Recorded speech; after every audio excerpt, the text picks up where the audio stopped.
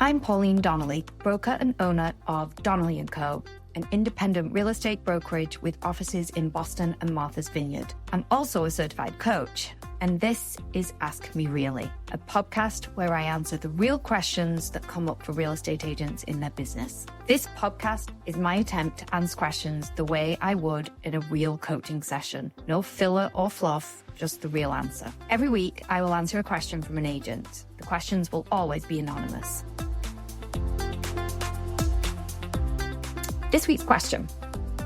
Dear Pauline, I have several buyers who have been looking for months. They seem serious, they're qualified, but nothing seems to interest them enough to take a look.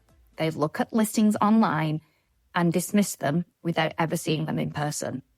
I feel like I'm struggling with how to move them forward. Is it the market? Is it them? Is it me?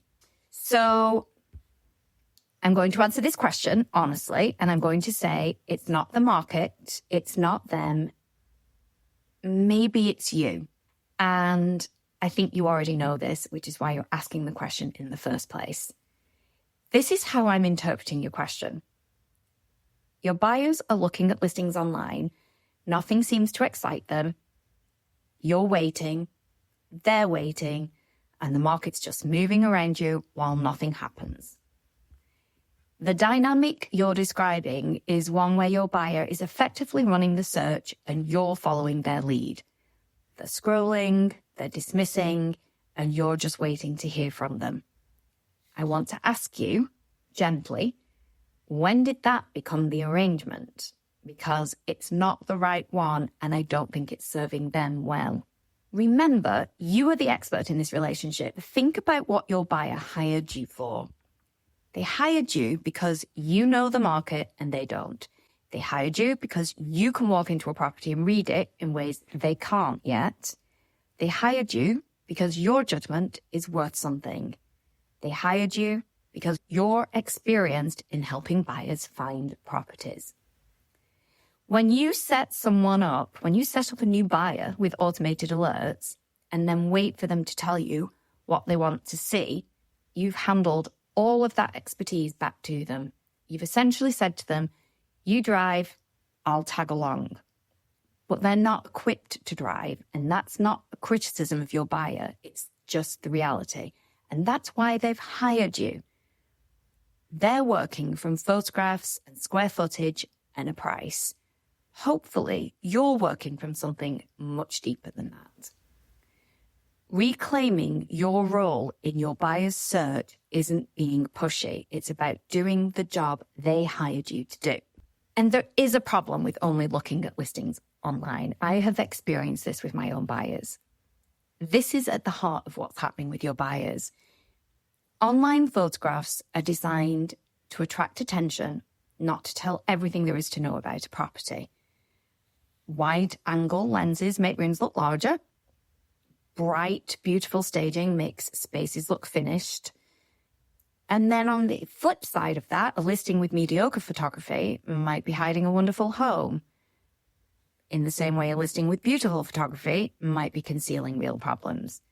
But your buyer has no way of knowing which is which from their sofa.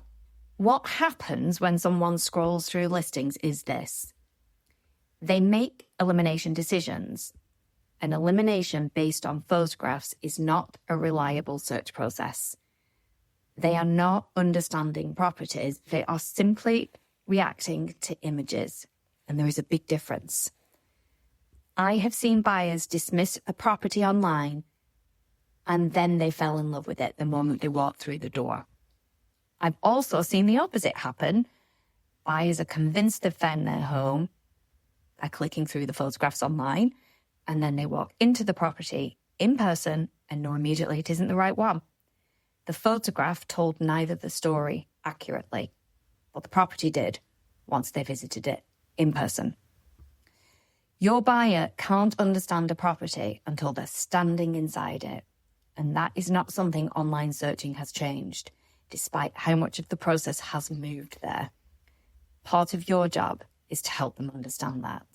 Your job is to be proactive with your buyers. I'm not talking about being aggressive. I'm talking about something much more simple. You do the reaching out rather than waiting for your buyer to reach out to you. How do you do this? Well, go and see some properties yourself before you put them in front of your buyer. Preview them, walk through them, and ask yourself, is this worth their time? If the answer is yes, call them. Not a text, not an email, a call. And talk to them about what you saw. Tell them why you think they should see it. Give them your read on it. That's the conversation an expert has with a client. And a call like that will change the whole dynamic of your working relationship with your buyer.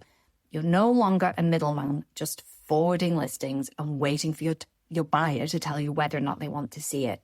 You're an advisor with a point of view, an opinion. I just walked through a property this morning that I think you should see, and this is why. A sentence like that positions you completely differently in the relationship, and your buyer will notice. And if the right property isn't on the market yet, that's a different conversation. But it starts in the same place with you driving, not waiting. There are ways to find properties that haven't come to market. I think that's for another episode. Today, I just want you focused on the shift in dynamic with your client because that's what unlocks everything else. There's also something else to talk about here, and that is helping your buyer understand their home search. Part of your job is to reset their expectations about the search process itself.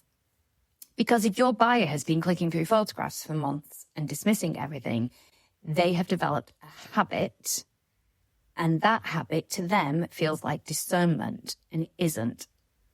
It's usually just the comfort of staying on their sofa. You can say this kindly and directly. You can explain to your buyer, and you should explain to your buyer, that online photos are only the beginning and that there's no substitute for seeing the property in person. Ask them to agree to go see some places together. This shouldn't be a difficult conversation. It's one most buyers should respond to very well because it shows that you're engaged, you're thinking about them, you have a point of view, and you're taking their search seriously. You are taking the job they hired you to do seriously. So this is what I want you to take away from today. When a buyer search stalls, the instinct for any agent is to blame the market or blame the lack of inventory or even blame your buyer.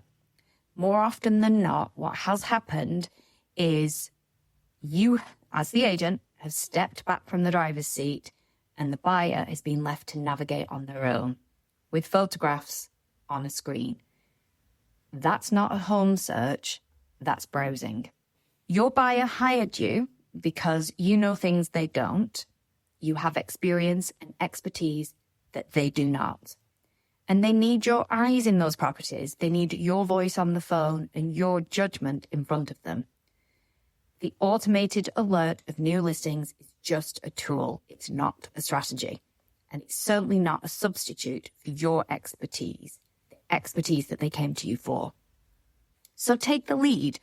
Preview properties, call your buyers, tell them what you saw and why they should see it too. That's the job. Thank you for being here.